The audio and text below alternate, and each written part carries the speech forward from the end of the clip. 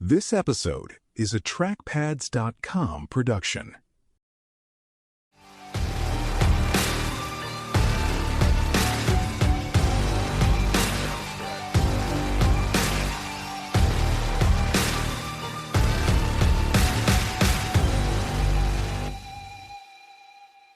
Welcome to Beyond the Call, where history, leadership, and heroism come alive. Today's story explores Captain Francis Y. at Red Beach on Leyte in 1944, a powerful account of courage and responsibility in combat.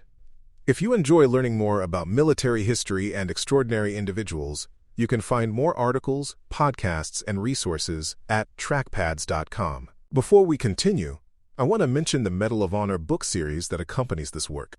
These books tell the stories of America's Medal of Honor recipients in a serious, readable, and historically grounded format, with each volume focused on a specific campaign, battle, or part of the war. They are available in color paperback, Kindle ebook, and matching audiobook editions. You can find them at militaryauthor.me. The morning of the Leyte landings broke over a shoreline that planners knew only as a series of colored beaches on a map. Red Beach was one of those sectors. A narrow strip of sand backed by palms and low ground that had turned to flooded rice paddies in the tropical rains. Naval gunfire had churned the shoreline, but Japanese defenders had survived in dug-in positions hidden in the palm grove beyond the waterline. When the first waves of infantry tried to cross the paddies, they were met by precise machine gun fire that cut down leaders and stopped movement cold. The beach was chaos. Bodies, broken equipment, and stunned survivors lay crowded into a thin strip of sand that offered almost no real cover. Into that scene stepped Captain Francis Brown Way, coming ashore in a later wave as part of the 24th Infantry Division. He was supposed to serve as an intelligence officer, gathering information and helping commanders understand the terrain and enemy positions. What he found instead was a landscape of stalled assault waves, scattered companies, and men pressed flat to the sand, with no clear sense of who was in charge. Japanese guns in the tree line had the range, and every attempt to rise and move inland drew another burst of fire. Beyond the Call is the Monday feature of Dispatch, U.S. Military History magazine. On that morning, its title described exactly what Way chose to do. To understand that choice, it helps to know the path that led him to Red Beach. Way grew up in Honolulu, the son of a Chinese immigrant father and a native Hawaiian mother, in a community where the ocean and the playing field shaped daily life. At Punahou School, he excelled at sports, earning letters in football, baseball, and track, and learning how to read a field, trust teammates, and accept responsibility when the ball came his way. College took him to the mainland, first to Sacramento Junior College and then to UCLA, where he continued to play football and completed a degree in banking and finance. Before the war, his future seemed set in another direction entirely, toward a business and real estate career alongside his father back in Hawaii. The global crisis of the late 1930s and early 1940s changed those plans. In 1940, Way enlisted in the Hawaii National Guard, trading business prospects for a uniform at a time when few could see exactly how large the coming conflict would become. He attended officer candidate school at Fort Benning and earned a commission as a second lieutenant, joining a small number of Asian American officers in the United States Army. After Pearl Harbor, he served with the 24th Infantry Division as it shifted from guarding the islands to taking the fight westward. Training in Australia and combat in New Guinea gave him practical experience in jungle warfare, amphibious operations, and the slow, grinding work of pushing Japanese forces off key ground.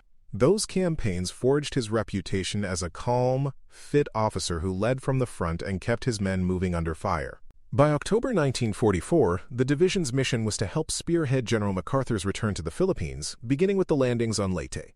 Red Beach lay near the town of Palo, and behind it ran roads and low rises that would be essential for pushing inland once a secure foothold was established. Japanese defenders had prepared overlapping fields of fire from bunkers and rifle pits in the palm grove and along the edge of the paddies. The flooded fields between sea and trees became a killing zone, with very little solid cover beyond a few low dikes and causeways. When assault waves stalled and officers fell, the entire plan for that sector of the landing teetered on the edge of failure. Every minute of delay on the sand increased the danger of counterattacks and further losses. Way took in that grim picture and made a decision. Moving along the beach, he began talking directly to small clusters of soldiers, asking who they belonged to and pointing out landmarks inland to give them a shared sense of direction. He did not worry about unit boundaries or paperwork. He simply assumed command of the remnants in front of him. His demeanor was steady, his instructions clear and simple. Form up, get ready to move, follow me toward the tree line. He walked upright. Men who had been frozen in place responded to the combination of his calm voice and his visible willingness to stand where the fire was thickest. When he stepped off the thin sand and into the paddies, Y entered ground that had already killed many others. The water and mud rose around his legs as he advanced, with a Browning automatic rifle team and other riflemen close behind him. There was no trench to hide in, no wall to hug, only low dikes that offered slight relief from the bullets snapping across the field.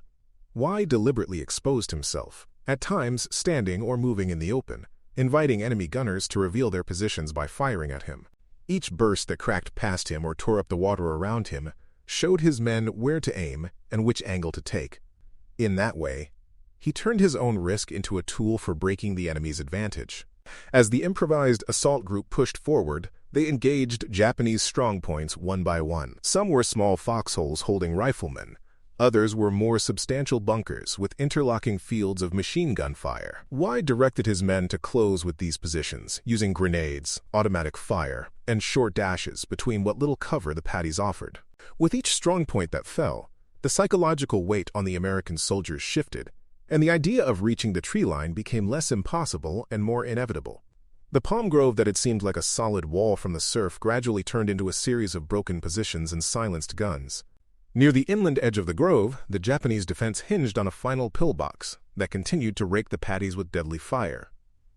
Its low, reinforced structure made it hard to spot and harder to approach, and the survivors of earlier waves knew how many casualties it had already inflicted. Y could have waited for heavier weapons or naval fire to try to neutralize it, but every moment under that gun's sights threatened to stall the hard-won advance. Instead, he again moved into the open, drawing the pillbox's attention so that other soldiers could close in along the dikes and depressions. In the last rush toward that position, he led from the very front and was shot and killed. His men, inspired by his example, finished the assault, captured the pillbox, and secured the inland edge of Red Beach. The formal Medal of Honor citation that eventually recognized his actions uses familiar phrases, but each line rests on the reality of that muddy field. It describes him as going, quote, above and beyond the call of duty, which in real terms meant assuming a role far outside his official assignment because no one else was able to do it. The citation notes that he found the first waves leaderless, disorganized, and pinned down, a compact way of describing the breakdown that can occur when casualties take away key officers and units mix under fire. It highlights that he immediately assumed command, giving clear and concise orders that turned a crowd of frightened individuals into a functioning assault group. Perhaps most striking is the description of how he deliberately exposed himself to draw their fire, a measured phrase that points to repeated decisions to stand where the danger was greatest. The impact of his actions can be felt on several levels. Tactically, his leadership turned a stalled landing into a successful seizure of a critical sector of shoreline. Once Red Beach was secure and the palm grove cleared, more troops, supplies, and heavy weapons could move inland without running the same deadly gauntlet. Operationally, the landings on Leyte were the first step in a campaign to liberate the Philippines and cut Japanese forces off from vital resources and bases. Each secure beachhead contributed to that larger goal, and any failure or serious delay would have complicated the timetable and increased the risk to other units across the island. Y's advance helped ensure that his division's part of the plan held firm under pressure. There is also a deeper significance in who Francis Y was. As a Chinese Hawaiian officer leading soldiers in a high-profile amphibious assault, he stood as a living answer to anyone who doubted the place of Asian Americans in the armed forces. His courage was recognized at the time with the Distinguished Service Cross, but for decades the full measure of his actions remained partly obscured by the wider patterns of limited recognition for minority service members. A later review of Second World War records examined cases like his with fresh eyes. In 2000, his award was upgraded to the Medal of Honor, making him the only Chinese-American soldier to receive the nation's highest decoration for valor in that war. Today, Y's story lives on in several ways.